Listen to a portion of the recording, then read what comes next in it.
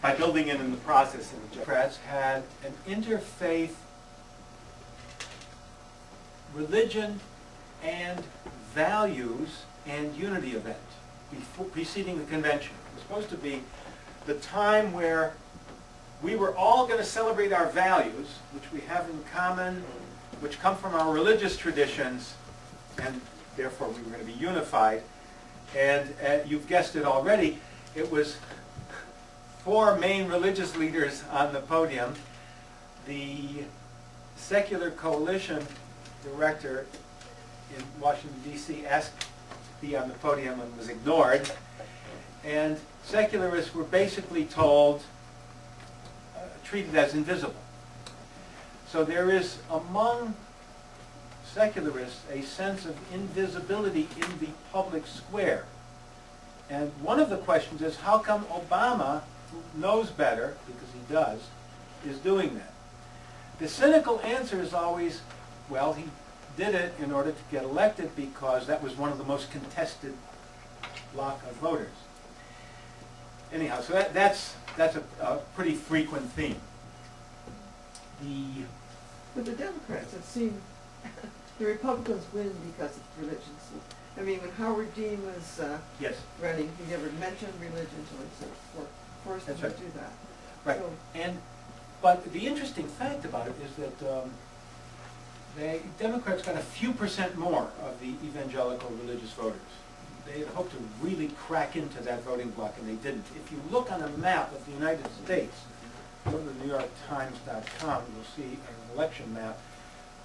All the areas that voted more Democratic in this election are in blue, and the areas that voted more Republican are in red.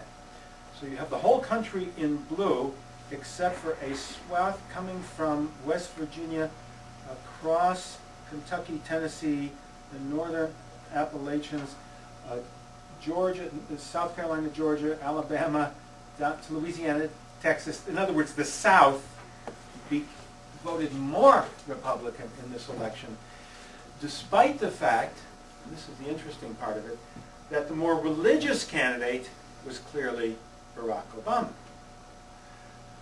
And the candidate who made more real gestures in a religious way.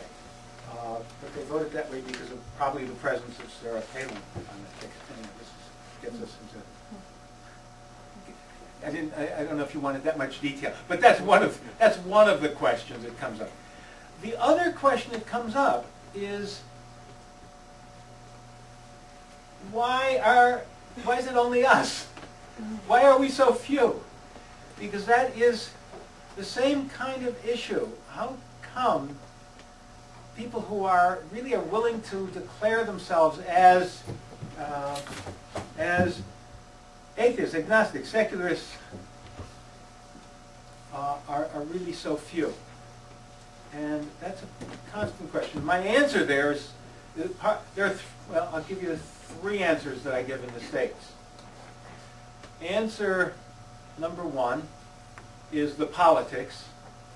Say politically, the society seems to have organized with a great deal of religiosity in the politics. Secondly, is the lack of secular community, a lack of that feeling of secular community, which something has to be done about. That's the second thing. And my hope has been that Americans would get so pissed off in this last election that there would be a push back, secular Americans, to create more and stronger communities. And the third answer is the answer my book is written to address, namely our outlook, our worldview. Our outlook and our worldview, I want to say, consist of a lot of fragments of the golden age of free thought, Susan Jacoby's phrase. We have a lot of fragments of the golden age, and I think we need to be working to recombine them into a coherent view that works today. And I think that's true for people like us all around the world. Yes? What significance is there then in the fact that the countries you cited as advanced countries with more secular societies, such as the United Kingdom, Netherlands, Northern Europe, what significance is there in those countries having state religions, whereas the U.S. has separation of church and state? Yes. Good question. Very good question. This has led to a revision of Durkheim's secularization theory. Durkheim basically said that as societies become more urbanized and more industrialized, people become less religious. And sociologists have bought into this theory. And every society in the world seems to prove it, except the United States. So American sociologists, I'm thinking of one in particular named Rodney Stark, have developed a typically American theory. It's called the supply-side theory. And they base it on that analysis that says, well, in European countries, we have an established church, and people rebelled against the established church, and that was part of the free thought movements in those societies. And so people abandoned religion in droves. But in the United States, we've had a free market in religion. And when there's a free market in religion, you can find the exact religion, and you always could, that fit your taste. At the time of the American Constitution, there were 74 different denominations already. So there had to be separation of church and state, because they couldn't figure out which one could possibly be the established religion. So disestablishment was built into the Constitution. And therefore, the free market means that people have available spiritual solutions that meet their needs far more than in Europe. I think that's wrong. And in my book, I argue against it. One place pointing out that Americans, you have to do a look at the whole gestalt of the United States. And look at a number of features at the same time and compare them with other countries, including Canada. Massive gun ownership.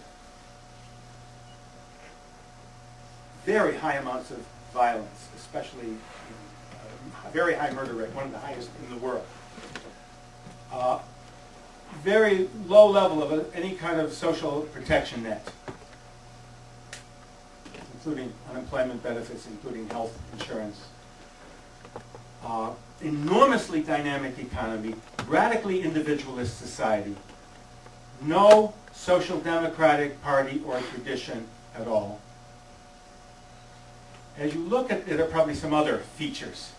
But as you look at this, one of the things that's clear is that people have sought churches in the United States because we did not have the dense social networks available to other people in other societies, including networks of social protection. And churches function that way for many people. And along with that goes, of course, a belief in God. There is much less of a belief in society in the United States, and much more of a belief in God. That would be my one-sentence summary. Other questions? I don't actually understand why religion or secularism is privileged as the be-all and end-all. Aren't you talking really, I mean, there's no question that organized religion has a pretty crappy track record when it comes to things like hate. Like you point out the southern states. I don't know that it's religious, it's race. It's called racism, right? And you know what, I mean, there's no question that there's some kind of correlation between secularism and the possibility of working toward transforming society by criteria of social justice, but I really don't see where the God thing comes in always automatically is front and center. You know, think about, like, remember the Berrigans in the Vietnam War. I mean, you can think of examples, you know, in other, you know, religious formations. So you know, it just, and the questions that were posed about that seem so